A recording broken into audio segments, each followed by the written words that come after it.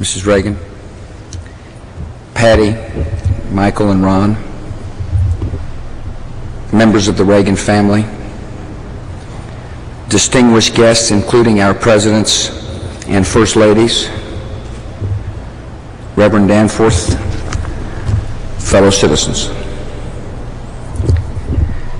We lost Ronald Reagan only days ago, but we have missed him for a long time. We have missed his kindly presence, that reassuring voice, and the happy ending we had wished for him. It has been 10 years since he said his own farewell, yet it is still very sad and hard to let him go. Ronald Reagan belongs to the ages now, but we preferred it when he belonged to us. In a life of good fortune, he valued above all the gracious gift of his wife, Nancy. During his career, Ronald Reagan passed through 1,000 crowded places. But there was only one person, he said, who could make him lonely by just leaving the room. America honors you, Nancy, for the loyalty and love you gave this man on a wonderful journey and to that journey's end. Today, our whole nation grieves with you and your family. When the sun sets tonight off the coast of California, and we lay to rest our 40th president, a great American story will close. The second son of Nell and Jack Reagan first knew the world as a place of open plains, quiet streets, gas-lit rooms, and carriages drawn by horse. If you could go back to the Dixon, Illinois of 1922, you'd find a boy of 11 reading adventure stories at the public library, or running with his brother Neil along Rock River, and coming home to a little house on Hennepin Avenue. That town was the kind of place he remembered where you prayed side by side with your neighbors. And if things were going wrong for them, you prayed for them and knew they'd pray for you if things went wrong for you. The Reagan family would see its share of hardship, struggle, and uncertainty. And out of that circumstance came a young man of steadiness, calm, and a cheerful confidence that life would bring good things. The qualities all of us have seen in Ronald Reagan were first spotted 70 and 80 years ago. As the lifeguard in Lowell Park, he was the protector, keeping an eye out for trouble. As a sports announcer on the radio, he was the friendly voice that made you see the game as he did. As an actor, he was the handsome all-American good guy, which in his case required knowing his lines and being himself. Along the way, certain convictions were formed and fixed in the man. Ronald Reagan believed that everything happens for a reason, and that we should strive to know and do the will of God. He believed that the gentleman always does the kindest thing. He believed that people were basically good and had the right to be free.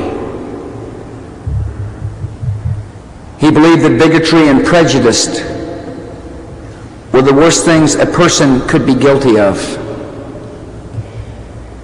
He believed in the golden rule and in the power of prayer. He believed that America was not just a place in the world, but the hope of the world. And he believed in taking a break now and then, because, as he said, there's nothing better for the inside of a man than the outside of a horse. Ronald Reagan spent decades in the film industry and in politics, fields known on occasion to change a man, but not this man. From Dixon to Des Moines, to Hollywood, to Sacramento, to Washington, D.C., all who met him remembered the same sincere, honest, upright fellow. Ronald Reagan's deepest beliefs never had much to do with fashion or convenience. His convictions were always politely stated, affably argued, and as firm and straight as the columns of this cathedral. There came a point in Ronald Reagan's film career when people started seeing a future beyond the movies. The actor Robert Cummings recalled one occasion. I was sitting around the set with all these people and we were listening to Ronnie, quite absorbed. I said, Ron, have you ever considered someday becoming president? He said, president of what? President of the United States, I said. And he said, what's the matter? Don't you like my acting either?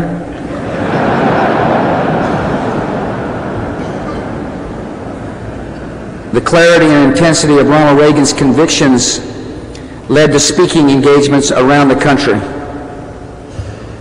and a new following he did not seek or expect. He often began his speeches by saying, I'm going to talk about controversial things.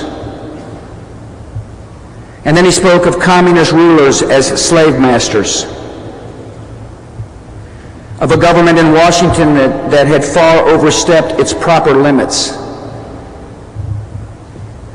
of a time for choosing that was drawing near. In the space of a few years, he took ideas and principles that were mainly found in journals and books and turned them into a broad, hopeful movement ready to govern.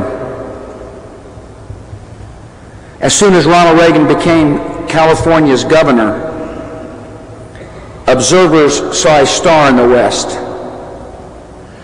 tanned, well-tailored, in command, and on his way. In the 1960s, his friend Bill Buckley wrote, Reagan is indisputably a part of America, and he may become a part of American history. Ronald Reagan's movement arrived in 1980.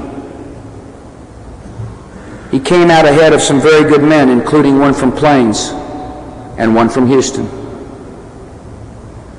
What followed was one of the decisive decades of the century, as the convictions that shaped the president began to shape the times. He came to office with great hopes for America, and more than hopes. Like the president he had revered and once saw in person, Franklin Roosevelt, Ronald Reagan matched an optimistic temperament with bold, persistent action. President Reagan was optimistic about the great promise of economic reform, and he acted to restore the rewards and spirit of enterprise. He was optimistic that a strong America could advance the peace, and he acted to build the strength that mission required. He was optimistic that liberty would thrive wherever it was planted. And he acted to defend liberty wherever it was threatened. And Ronald Reagan believed in the power of truth in the conduct of world affairs. When he saw evil camped across the horizon, he called that evil by its name. There were no doubters in the prisons and gulags where dissidents spread the news, tapping to each other in code what the American president had dared to say. There were no doubters in the shipyards and churches and secret labor meetings where brave men and women began to hear the creaking and rumbling of a collapsing empire. And there were no doubters among those who swung hammers at the hated wall that the first and hardest blow had been struck by President Ronald Reagan. The ideology he opposed throughout his political life insisted that history was moved by impersonal tides and unalterable fates. Ronald Reagan believed instead in the courage and triumph of free men. And we believe it all the more because we saw that courage in him. As he showed what a president should be, he also showed us what a man should be. Ronald Reagan carried himself, even in the most powerful office, with a decency and attention to small kindnesses that also define a good life. He was a courtly, gentle, and considerate man, never known to slight or embarrass others. Many people across the country cherished letters he wrote in his own hand to family members on important occasions, to old friends dealing with sickness and loss, to strangers with questions about his days in Hollywood. A boy once wrote to him requesting federal assistance to help clean up his bedroom. The president replied that unfortunately funds are dangerously low. He continued, "I'm sure your mother was fully justified in proclaiming your room a disaster. Therefore, you are in an excellent position to launch another volunteer program in our nation. Congratulations." See, our 40th president wore his title lightly, and it fit like a white Stetson. In the end, through his belief in our country and his love for our country, he became an enduring symbol of our country. We think of the steady stride, that tilt of the head and snap of the salute, the big screen smile, and the glint in his Irish eyes when a story came to mind. We think of a man advancing in years with the sweetness and sincerity of a scout saying the pledge.